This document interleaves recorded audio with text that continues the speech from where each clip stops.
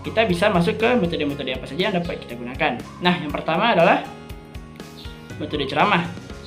Nah, metode ceramah ini adalah suatu pendekatan pembelajaran di mana kita sebagai seorang guru menyampaikan informasi, pengetahuan, atau konsep kepada peserta didik. Pada umumnya, metode ini bersifat satu arah, di mana pembicara atau dalam hal ini seorang guru memberikan pemaparan secara verbal kepada peserta didik atau audiens. Nah, langkah-langkah untuk menyampaikan materi ceramah ini ada 7. Yang pertama yaitu adalah persiapan. Guru perlu mempersiapkan materi yang akan disampaikan serta alat bantu yang diperlukan seperti presentasi, contoh kasus, dan metode pembelajaran lainnya. Yang kedua adalah pengenalan materi. Guru memulai dengan memperkenalkan materi yang akan disampaikan, menjelaskan tujuan pembelajaran, dan merangkum materi yang telah dipelajari sebelumnya yang terkait dengan materi yang akan kita sampaikan. Nah, langkah selanjutnya adalah penyampaian. Setelah kita mempersiapkan materi dan memperkenalkan materi, langkah selanjutnya adalah penyampaian materi, yaitu guru menyampaikan materi secara sistematis dan terstruktur, menggunakan bahasa yang mudah dipahami, contoh konkret, dan ilustrasi yang relevan. Yang keempat adalah interaksi. Nah, selama penyampaian, guru dapat melakukan interaksi dengan siswa, seperti mengajukan pertanyaan, meminta tanggapan, atau meminta siswa untuk berdiskusi tentang materi yang telah kita sampaikan. Nah, langkah selanjutnya adalah pengayaan. Guru dapat mengkaitkan materi yang disampaikan dengan contoh kasus, teori terkini, atau aplikasi praktis dari materi tersebut. Nah, langkah selanjutnya adalah pemantapan. Guru merangkum materi yang telah disampaikan dan menekankan poin-poin penting dan memberikan kesempatan bagi siswa untuk bertanya. Nah, langkah selanjutnya adalah evaluasi. Guru dapat melakukan evaluasi sederhana seperti kuis singkat atau diskusi efektif untuk memastikan apakah siswa tersebut telah memahami materi yang telah kita sampaikan.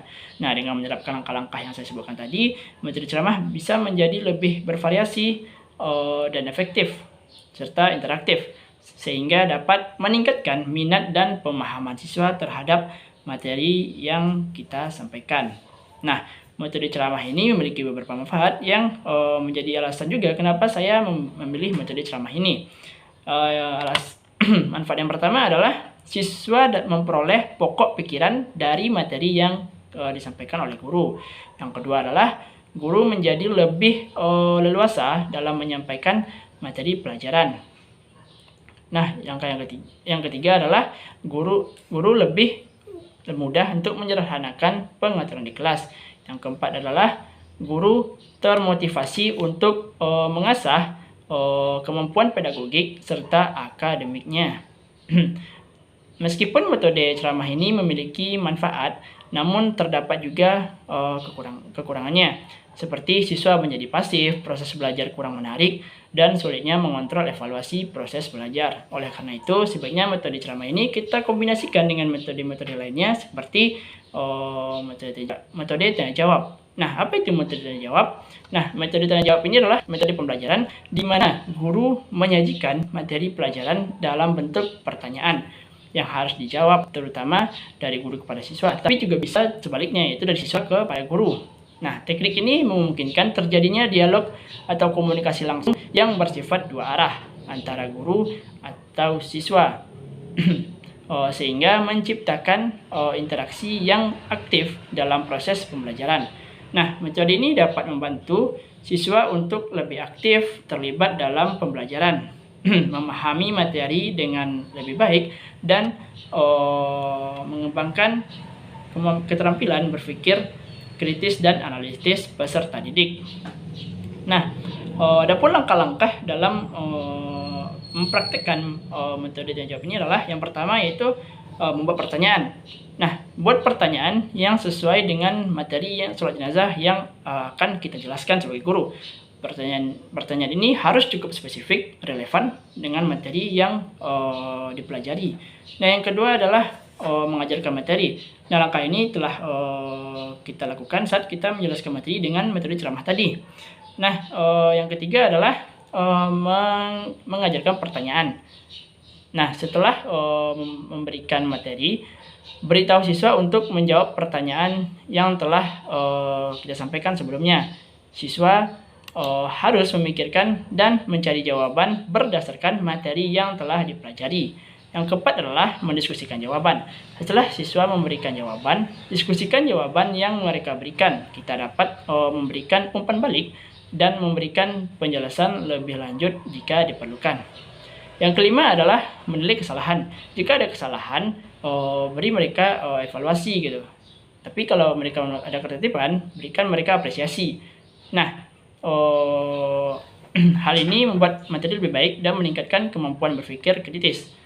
Yang keenam adalah mengulangi proses. Kita dapat mengulangi proses ini sebanyak yang kita mau atau kita perlukan untuk memastikan siswa memahami materi sholat jenazah secara yakin dan baik. Dengan menerapkan metode tanya jawab dalam menjelaskan materi sholat jenazah, kita dapat membantu siswa lebih aktif terlibat dalam pembelajaran, memahami materi dengan lebih baik, dan mengembangkan keterampilan berpikir kritis serta analitis. Nah, adapun manfaat-manfaat dari metode tanya jawab ini adalah yang pertama, yaitu mengecek pemahaman siswa. Metode tanya jawab dapat digunakan untuk menguji pemahaman siswa terhadap materi yang dipelajari. Yang kedua adalah membentuk pola pikir ilmiah.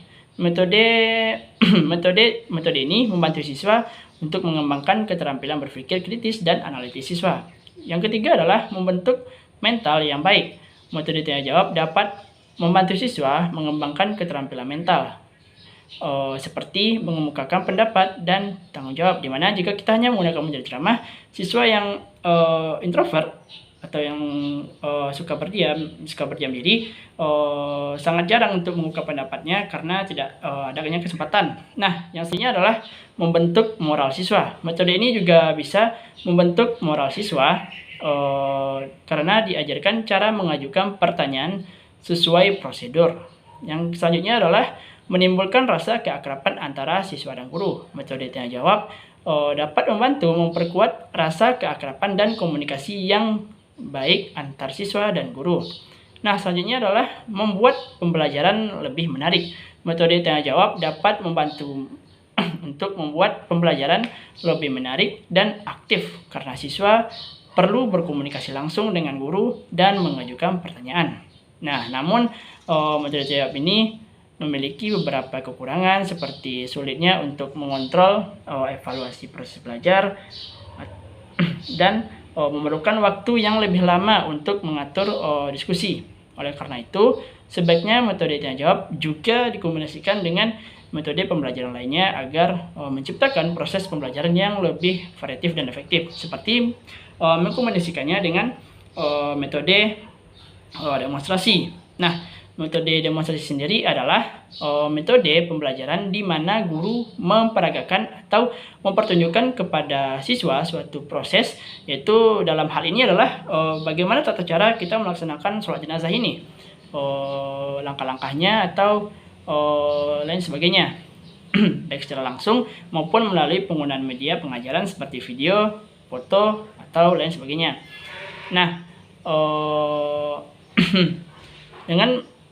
dengan menggunakan metode ini, siswa dapat melihat secara langsung bagaimana suatu hal dilakukan atau terjadi, sehingga memudahkan mereka untuk memahami konsep atau keterampilan yang kita ajarkan kepada mereka.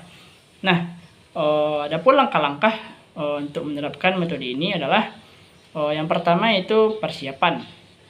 Nah, sama halnya seperti metode tanya jawab tadi, metode ini juga perlu persiapan, yaitu untuk mempersiapkan segala yang diperlukan untuk mendemonstrasikan tata cara pelaksanaan sholat jenazah seperti tempat, perlengkapan sholat, dan media pendukung lainnya apabila diperlukan. Nah, yang kedua adalah pengendalian materi, yaitu pengendalian materi yang telah kita lakukan pada saat metode ceramah tadi dan secara singkat pada metode tanya jawab tadi. Yang ketiga adalah pendemonstrasian. Nah, lakukan demonstrasi secara langsung tentang tata cara pelaksanaan sholat jenazah, menegakkan langkah-langkahnya secara jelas dan perlahan sambil menjelaskan tiap-tiap langkah yang kita lakukan. Nah, selanjutnya adalah keterlibatan siswa. Nah, libatkan siswa dalam proses demonstrasi. Misalnya, dengan meminta mereka untuk memperhatikan dengan seksama, bertanya jika ada yang kurang jelas, atau bahkan meminta beberapa siswa untuk ikut berpartisipasi. Selanjutnya adalah diskusi. Nah, setelah demonstrasi selesai, lakukan diskusi tentang hal-hal yang perlu diperhatikan dalam sholat jenazah. Apa yang menjadi kesulitan bagi siswa dan jawaban atas pertanyaan siswa. Nah, selanjutnya adalah praktik langsung. Nah, berikan kesempatan kepada siswa untuk mempraktikkan langsung tata cara pelaksanaan sholat jenazah ini, baik secara perorangan maupun berkelompok. Nah, dengan menerapkan langkah-langkah yang saya sebutkan tadi, diharapkan siswa dapat memahami dengan baik tata cara pelaksanaan sholat jenazah dan dapat melaksanakannya dengan benar.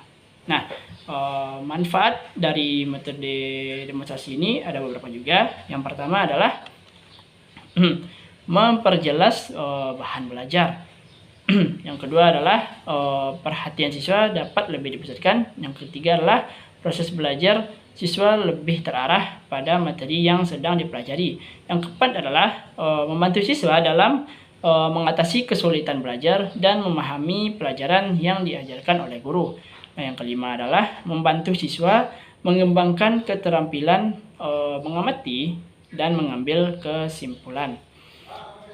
Manfaat selanjutnya adalah membantu siswa memahami konsep atau keterampilan yang kita ajarkan dengan lebih baik. Nah, dengan menggunakan metode demonstrasi ini, siswa dapat lebih aktif terlibat dalam pembelajaran, memahami materi dengan lebih baik, dan mengembangkan keterampilan yang diperlukan dalam proses pembelajaran.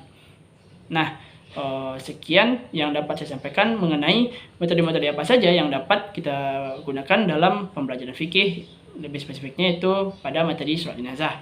Nah, terima kasih bagi yang sudah menonton. Apabila ada kata-kata yang salah, mohon dimaafkan. Dan apabila ada pertanyaan bisa ditulis di kolom komentar. Wassalamualaikum warahmatullahi wabarakatuh.